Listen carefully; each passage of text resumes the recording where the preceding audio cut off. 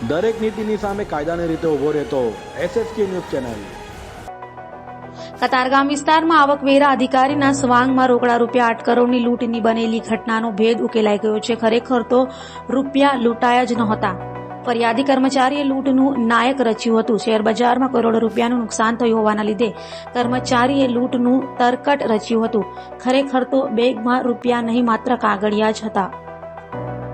સુરતના 15 દિવસ પહેલા 27મી ફેબ્રુઆરીએ બપોરના સુમારે કતારગામ ખાતે સેફ ડિપોઝિટ વોલ્ટમાંથી સજાનન ટેકનોલોજી પ્રાઇવેટ લિમિટેડ કંપનીનો કર્મચારી 8 કરોડ રૂપિયા ઉપાડી મેદરપુરા સેફ ડિપોઝિટ વોલ્ટમાં મૂકવા માટે જઈ રહ્યો હતો। દરમિયાન રસ્તામાં જાણ્યા ઇસમે પોતે આવકવેરાનો અધિકારી હોવાની ઓળખ આપી ગાડી અટકાવી હતી અને બંદૂકની અણીએ ગાડીમાં સવાર થઈ ગયો હતો।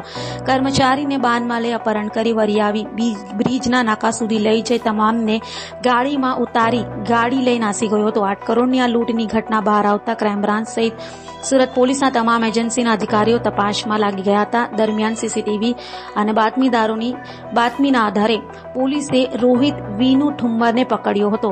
રોહિતની ઉલટ તપાસ કરાઈ હતી। રોહિતે પોલીસને કહ્યું હતું કે કંપનીમાં કામ કરતા કલ્પેશ પોપટ કસવાળા અને નરેન્દ્ર દુદાતે જ લૂંટ કરવા માટે રોહિતનો સંપર્ક કર્યો હતો। આ કામ માટે તેને 5 લાખ રૂપિયા આપ્યા હતા। પોલીસે શરૂઆતથી જ ફરિયાદી નરેન્દ્ર દુદાત પર શંકા હતી।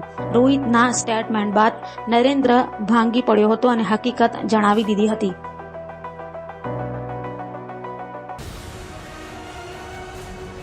દરેક નીતિની સામે કાયદાની રીતે ઊભો રહેતો SSK ન્યૂઝ ચેનલ।